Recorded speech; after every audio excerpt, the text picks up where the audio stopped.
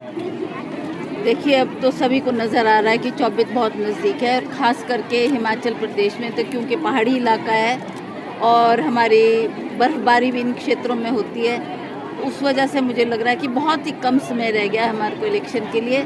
हमने अपनी कमर कसकर अब मैदान में उतरना है, मैदान में उतरना है और जल्दी से जल्दी काम करना शुरू करना है।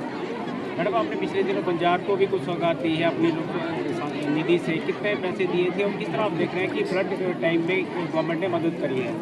देखिए, जितना भी लोगों ने डिमांड की, जहाँ जहाँ भी इन्होंने सांसद निधि से पैसा मांगा, वहाँ वहाँ मैंने पैसा दिया है, और जो भी संभव हुआ, क्योंकि आप जानते हो कि जितना मेरे को पैसा मिलता है, एक तो मेरा टर्म बहुत कम रहा, पर जितना भी पैसा मेरे को था वो मुझे बराबर सभी 17 हलकों में बांटना होता है। मैं बंदर बांट नहीं कर सकती। किसी को भी ऐसा न लगे कि हम अछूते रह गए, हमारे को सांसद निधि नहीं मिली।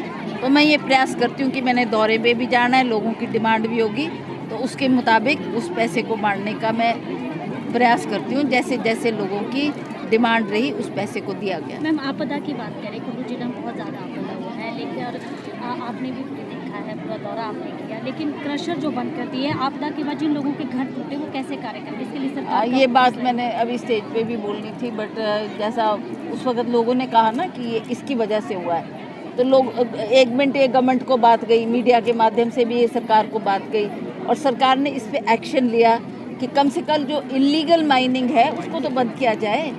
उसके लिए ये स्टेप सरकार ने उठाया। मैडम, आपने मोदी सरकार पर कुछ आरोप लगाया है कि मोदी सरकार ठगती है, जनता को ठग रही है कि भाई हम पहले कहा था महंगाई कम करेंगे, गैस का सिलेंडर जो है 400 रुपये था वो आज 1200 हो गया, तो क्या है पूरा मामला? देखिए भाई साहब, ये कोई आरोप नहीं है, कोई आरोप नहीं है, ये सच्चाई है, ये सच्चाई है, लोग भी जानते हैं। क्या मोदी जी ने नहीं कहा था मुझे आप एक बार मौका दें प्रधानमंत्री बनने का, तो मैं महंगाई भी कम करूँगा, युवाओं को भी 2 करोड़ बच्चों को 1 साल में पूरे भारतवर्ष में रोजगार दूंगा। कहाँ है वो रोजगार, कहाँ है वो महंगाई कम? वही गैस का सिलेंडर जो 450 था, आज 1200 रुपये का हमारे को वो गैस का सिलेंडर खरीदना पड़ रहा है। तो ये कोई आरोप नहीं है, मैं तो आपको सच्चाई आपके सामने रख रही हूँ। और उन्होंने कहा था कि ये जो ये काला धन है मैं लाऊंगा और हर व्यक्ति के खाते में 15-15 डाल, वो भी तो एक शगुफा था जो उन्होंने छोड़ा। अब वो नई बात कर रहे हैं कि हम महिलाओं का आरक्षण bill, I am not saying कि वो ठीक है, महिलाओं के हमने भी प्रयास किया उस बिल को पास करने के लिए। सोनिया गांधी जी ने का भी बहुत बड़ा रहा कि मैं इस बिल को लाऊं, पर अनफॉर्चुनेटली वो पास करना पड़ता है लोकसभा में और राज्यसभा में। जब पास होगा तभी वो बिल आगे बढ़ेगा, तो उस वक्त नहीं हो सका, पर अब इन्होंने कहा है। बट मेरे को लगता है इसको धरातल पे उतरने के लिए अभी बहुत टाइम है, बहुत टाइम है। ये 24 में नहीं इम्प्लीमेंट हो सकता। पंजाब में आज भव्य स्वागत हुआ, नई ऊर्जा यहाँ पर आपने तेजा ठाकुर को रूप में दी है, क्या लगता है आपको कि किस तरह आगे परिणाम रहेंगे?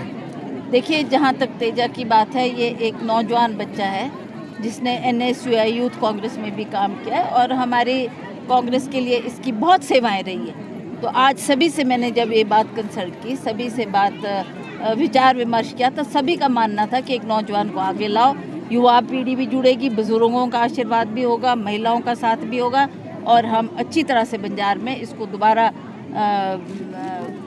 पार्टी को उभारने के लिए हम रात दिन काम करेंगे, ताकि अगले इलेक्शन में हम दोबारा अच्छे रिजल्ट दे सकें।